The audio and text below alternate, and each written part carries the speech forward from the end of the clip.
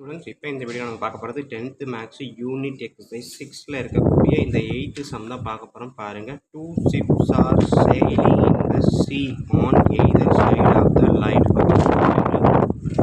So side by side படமாகவே வரைஞ்சிடுறேன். ஒரு லைட் ஹவுஸ் இந்த மாதிரி இருக்குது அப்படின்னா இந்த லைட் ஹவுஸில் ரெண்டு சைடு ரெண்டு என்ன இருக்குது, ஷிப் இருக்குது. ஓகேங்களா, ரெண்டு ஷிப்ஸு.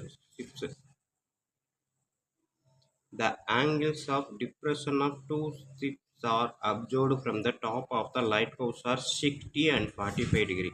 ஸோ இந்த லைட் ஹவுஸ் டாப்பில் இருந்து ஆங்கிள் ஆஃப் டிப்ரெஷன் பார்க்குறீங்க அப்படின்னா, ஓகேங்களா, ஸோ இப்படி போட்டுக்கிட்டேன் அப்படின்னா ஒன்று வந்து 60 டிகிரியாகவும் இன்னொன்று வந்து 45 டிகிரியாகவும் இருக்குன்னு சொல்லிட்டாங்க. அடுத்தது, if the distance between the ships is 200 into root 3 plus 1 divided by root 3 meters அப்படின்னு கொடுத்துருக்கோம். ஸோ இந்த ஷிப்பில் ரெண்டு இடத்துக்கும் இடையில உள்ள டிஸ்டன்ஸு பார்த்தீங்க அப்படின்னா 200 into root 3 plus 1 divided by root 3. ஓகேங்களா.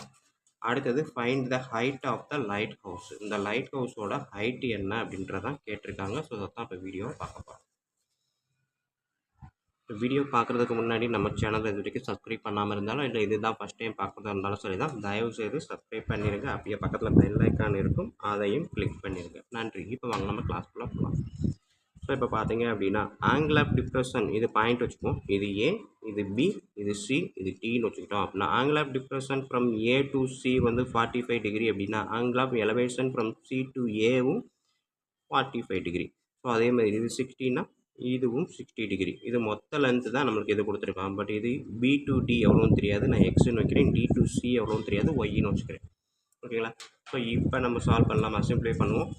பாருங்கள், இன் ட்ரையாங்கிள் ஏபிடி எடுக்கிறேன். ஓகேங்களா, ஏபிடியை மட்டும் எடுக்கிறேன். இன் ட்ரையாங்கிள் ஏபிடி என்ன வரும் அப்படின்னா நம்மளுக்கு இருக்கக்கூடியது tan θ ஃபார்முலா தான். ஏன்னா இது தெரியும். ஓகேங்களா. ஸோ அதனால் tan θ equal to opposite by adjacent. இன்னொன்று தெரியுன்றதை விட ரெண்டுக்குமே ஆப்போசிட் சைட்ஸ் எடுத்தோம்னா காமன். ஸோ அதை வச்சு ஈஸியாக சால்வ் பண்ணலாம் அப்படின்றதுனால அதை நான் எடுக்கிறேன். θ வந்து 60 டிகிரி அப்படின்னா opposite sides AD by adjacent side BD. tan 60ன்றது √3, ஏடி தெரியாது, பிடி வந்து எக்ஸு. ஓகேங்களா. ஸோ அப்போ இதோட நிப்பாட்டிக்குவோம். ஏன்னா அடுத்த தடவை நம்ம எனக்கு என்ன யூஸ் ஆகும் அப்படின்றது எனக்கு தெரியாது. அதனால் நான் ஏடி அப்படியே வச்சுட்டு மீதியை நம்ம கண்டினியூ பண்ணுவோம். ஓகேங்களா. ஸோ இப்போ இதை பார்த்துக்குவோம். In triangle ACD so turn 45 degree எடுத்துக்கிட்டேன் அப்படின்னா opposite sides AD by CD. tan 45ன்றது 1, அப்போ சிடின்றது ஒய் ஈக்குவல் டு ஏடி. ஓகேங்களா. ஸோ இப்போ பார்த்தீங்க அப்படின்னா ஒய் ஈக்குவல் டு ஏடி. அப்போ இந்த இடத்துல ஏடி எடுத்துக்கிட்டேன் அப்படின்னா ரெண்டையும் கம்பேர் பண்ணுறதுக்கு எனக்கு வசதியாக இருக்கும் அப்படின்றது தான் கான்செப்ட்.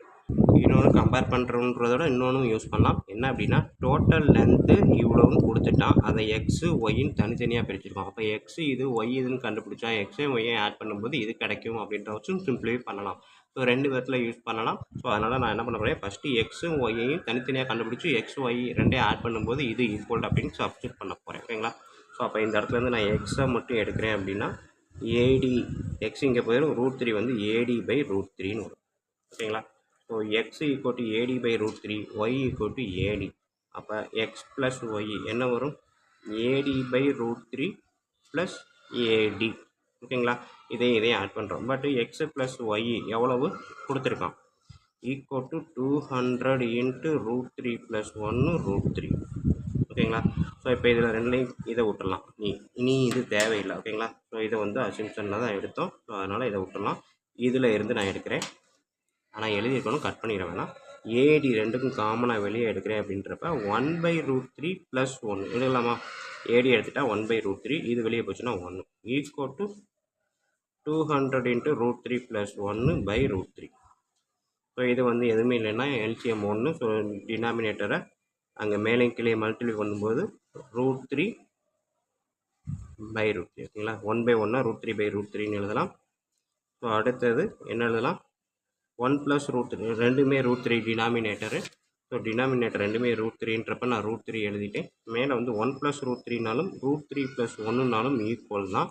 இது எதுக்கு ஈக்குவல், 200 இன்ட்டு √3 + 1/√3. ஓகேங்களா. ஸோ இப்போ பார்த்தீங்க அப்படின்னா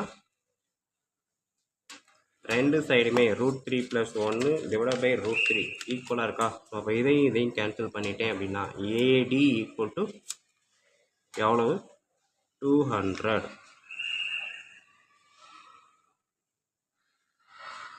ஓகேங்களா. இப்போ பார்த்தீங்கன்னா ஏடி ஈக்குவல் டு 200 கிடச்சிருக்கா. ஏடின்றது என்னது, இந்த height of the lamp post, sorry height of the light house. ஓகேங்களா. அது கேட்டிருக்கிறது find the height of the light house தான் கேட்டிருக்கா. ஸோ அப்போ ஏடின்றது 200 மீட்டர். ஓகேங்களா. Height of the light house வந்து 200 மீட்டர் அப்படின்னு ப்ரூவ் பண்ணியாச்சு. ஓகேங்களா ஸ்டூடெண்ட். ஸோ இவ்வளோ தான் நம்மளுக்கு இருக்கக்கூடிய இந்த எக்ஸசைஸு. ஸோ வீடியோ பார்த்துருப்பீங்க, கண்டிப்பாக ஈஸியாக புரிஞ்சிருக்கும் நம்புறேன். அப்படி புரிஞ்சிருந்தது அப்படின்னா கண்டிப்பாக லைக் பண்ணுங்கள், கமெண்ட் பண்ணுங்கள்.